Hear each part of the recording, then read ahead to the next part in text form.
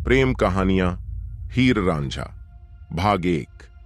चेनाब नदी के किनारे एक खूबसूरत जगह है, तख्त हजारा। यहां बहने वाले दरिया की लहरें और बगीचे की खुशबू की वजह से इसे पूरब का स्वर्ग कहा जाता है। यही रांझाओं की धरती है जो मस्ती से यहां रहते हैं। इस बस्ती के नौजवान खूबसूरत और बेपरवाह किस्म के हैं। वे कानों में बालियां पहनते हैं और कंधे पर नए शॉल रखते हैं। उनको अपनी खूबसूरती पर गर्व है और सभी इसमें एक दूसरे को मात देते दिखते हैं। इसी बस्ती का मुखिया था जमींदार मौजू चौधरी। वह 8 बेटे और 2 बेटियों का बाप था। वह बहुत धनी और खुशहाल था और कुनबे में सभी उसका सम्मान करते थे। सभी बेटों में वह रांझा को सबसे ज्यादा प्यार करता था। इस कारण रांझा के बाकी भाई उससे बहुत जलते थे। बाप के डर से वे रांझा पर सीधे वार नहीं कर पाते थे, लेकिन पीछे ताना मारते रहते थे, जिससे रांझा के दिल को ऐसे चोट लगती थी जैसे सोए हुए आदमी को अंधेरे में सांप डंक मारता हो। फिर एक अंधेरी रात ऐसी भी आई जब रांझा पर कयामत का कहर बरपा। उस रात उसका बाप मौजू चल बसा। रांझा के भाइयों और भौजाइयों ने उस पर अब खुलेआम बार बार ताना कसना शुरू कर दिया। वे रांझा को कहते, आलसी बैठकर रोटी तोड़ता है और 2 आदमी के बराबर दूध पी जाता है, वो भी मक्खन मार के। भाइयों ने रांझा से छुटकारा पाने के लिए षड्यंत्र करना शुरू कर दिया और एक योजना बनाई। प्रेम कहानियां हीर रांझा भाग 2। रांझा के सभी भाई मिलकर जमीन की माप जोख करने वाले काजी के पास गए और उसे रिश्वत देकर अच्छी जमीनों को आपस में बांट लिया। बंजर और बेकार जमीन रांझे के हिस्से में आई। यह सब देखकर रांझा के दुश्मनों की खुशी का तो ठिकाना नहीं था। अब वे समाज में घूम घूम कर कहने लगे कि अब रांझा को भाइयों ने जाल में अच्छा फांसा है। रांझा को भी वो अपमानित करते हुए कहते थे, यह आदमी खेत कैसे जोत सकता है जिसके सर पर बड़े बड़े बाल हैं, लेकिन दिमाग में दही भरा है। ऐसे आदमी से कौन औरत शादी करेगी जो जिंदगी में कभी कुछ नहीं कर सकता। रांझा की बेइज्जती करने में भाई भी पीछे नहीं थे। वे कहते, उसने तो औरतों की तरह चूड़ियां पहन रखी हैं, दिन भर बांसुरी बजाता रहता है और रात भर गाता रहता है। अगर वह जमीन को लेकर लड़ने आता है तो आने दो, देखते हैं कि क्या कर लेता है। हम सबकी ताकत के आगे वह अकेला कुछ नहीं कर सकता। रांझा भारी दिल लिए अपने बैलों को लेकर खेत जोतने चला, लेकिन उसकी आत्मा रो रही थी और धूप की तलखी उसके दुख को और बढ़ा रही थी। खेत जोतते हुए जब थक गया तो वह छाया में जाकर लेट गया और आराम करने लगा। उसकी भौजाई साहिबा उसके लिए खाना लेकर आई और वह अपना दर्द उससे कहने लगा, भौजी, मुझे खेत जोतना अच्छा नहीं लग रहा। जमीन बहुत कठोर कठोर है। मेरे हाथों में फफोले और पैरों में छाले पड़ गए हैं। पिताजी जिंदा थे तो कितने अच्छे दिन थे, जाने वे कहां चले गए और ये बुरे दिन मुझे देखने पड़ रहे हैं। साहिबा ताना मारते हुए बोली, वैसे तुम तो बस अपने पिता के ही दुलारे थे। मां के लिए तुम शर्मसार करने वाले बेटे थे। प्रेम कहानियां हीर रांझा भाग 3। साहिबा की बात सुनकर रांझा को बहुत गुस्सा आया और उसने जवाब दिया, सही कहा गया है कि औरत दगाबाज होती है। तुम औरतों ने समस्या खड़ी की और मुझे मेरे भाइयों से अलग करवा दिया। मैं एक खुश जिंदगी जी रहा था, लेकिन तुम्हारी बुरी जुबान के कारण घर में झगड़े शुरू हुए। तुम औरतें मर्दों को उकसाती हो ताकि एक दूसरे से लड़ पड़ें। साहिबा ने उतनी ही तलखी से उलट कर कहा, तुम बहुत ज्यादा दूध और चावल खा रहे हो, इसलिए इतना घमंड दिखा रहे हो। एक तुम ही हो जो हमारे परिवार पर कलंक हो। अगर घर छोड़ दो और कुछ दिन भूखा मरना पड़े तो तुम्हारी ये सारी भाषणबाजी बंद हो जाएगी। तुम आलसी हो और किसी काम के नहीं हो। तुम गांव की लड़कियों पर बुरी नजर रखते हो। गांव की औरतें हमें खुलेआम कहती हैं कि वे तुम्हारे प्यार में पड़ गई हैं।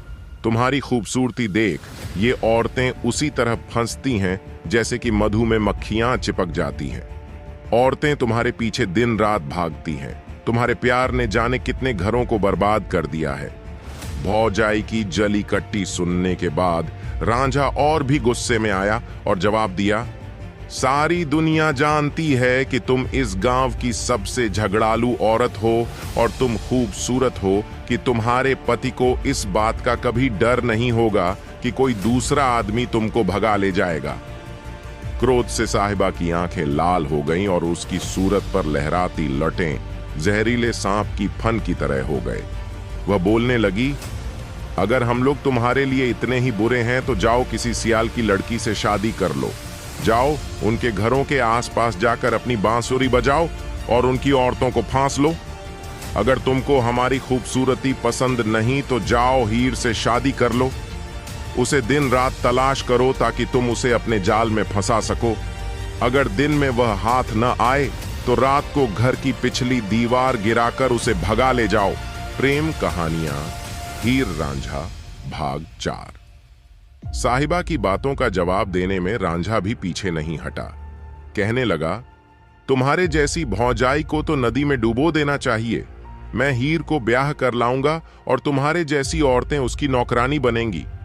और यह कहने के बाद रांझा मुंह घुमाकर बैठ गया। साहिबा उसका कांधा देखती हुई बोली, तुमको अब जल्दी से जल्दी शादी कर ही लेनी चाहिए, नहीं तो हीर की खूबसूरती मुरझा गई तो बहुत देर हो जाएगी। इस झगड़े के बाद रांझा अपनी बांसुरी को लेकर पिता का घर छोड़कर जाने लगा। अब वह तख्त हजारा का पानी तक नहीं पीना चाहता था। गांव का एक चरवाहा दौड़ा दौड़ा रांझा के भाइयों के पास गया और उनको इस बारे में बताया। रांझा का अपनी भाइयों और भौजाइयों से फिर सामना हुआ। रांझा के भाई कहने लगे, रांझा क्या हो गया तुमको? हमारी पत्नियां तुम्हारे लिए नौकरानी की तरह काम करती हैं और हम लोग तुम्हारे गुलाम हैं, क्यों घर छोड़कर जा रहे हो? भौजाइयां कहने लगीं, हम खून के आंसू रोते हैं जब तुम हमें कड़वी बातें कहते हो। हमने तुम्हारे लिए क्या नहीं किया? अपनी जिंदगी, संपत्ति, सब कुछ तो तुम पर न्योछावर कर दिया। रांझा ने भौजाइयों को जवाब दिया, मैं घर छोड़ने का मन बना चुका हूं तो तुम लोग मुझे अपने इरादे से भटकाने की कोशिश क्यों कर रहे हो? बहुत दिनों से मुझे तख्त हजारा के दाना पानी से नफरत सी हो रही है। पहले तुम लोगों की जली कटी सुनकर मेरा दिल जला, उसके बाद तुम सब ने मुझे मेरे भाइयों से अलग करवा दिया और अब अपना असली रंग बदलकर मीठी मीठी बातें कर रही हो। तुम सब अपने इरादों में सफल नहीं हो सकती। मैं तय कर चुका हूं कि मुझे पिता का घर छोड़कर जाना है। प्रेम कहानियां हीर रांझा भाग 5। बहुत दूर चलने के बाद रांझा एक मस्जिद के पास पहुंचा जो मक्का और यरूशलेम के मस्जिद जैसा ही खूबसूरत था। भूख और ठंड के मारे उसका बुरा हाल था और वह बहुत थका हुआ था। उसने अपनी बांसुरी निकाली और बजाने लगा।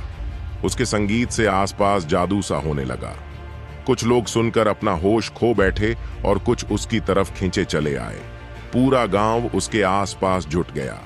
अंत में मुल्ला आया जो झगड़ालू किस्म का था। रांझा को देखते ही वह कहने लगा, लंबे बालों वाला यह काफिर कौन है? यहां ठगों के रहने के लिए जगह नहीं है। अपने बाल पहले कटवाओ ताकि तुम खुदाई जगह पर रुकने के काबिल हो सको। रांझा ने मुल्ला को जवाब दिया, लंबी दाढ़ी से तो तुम शेख की तरह लगते हो, फिर भी शैतान की तरह व्यवहार क्यों कर रहे हो? मेरे जैसे बेकसूर यात्रियों और गरीब फकीरों को दूर क्यों भगाते हो?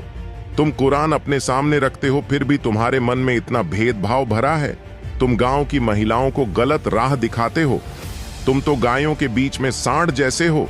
मुल्ला ने पलटकर जवाब दिया, मस्जिद खुदा का घर है और तुम्हारे जैसे शैतान को इसमें रहने का कोई हक नहीं है। तुम नमाज अता नहीं करते, लंबे बाल और मूंछें रखते हो। ऐसे आदमी को तो हम पीट कर भगाते हैं।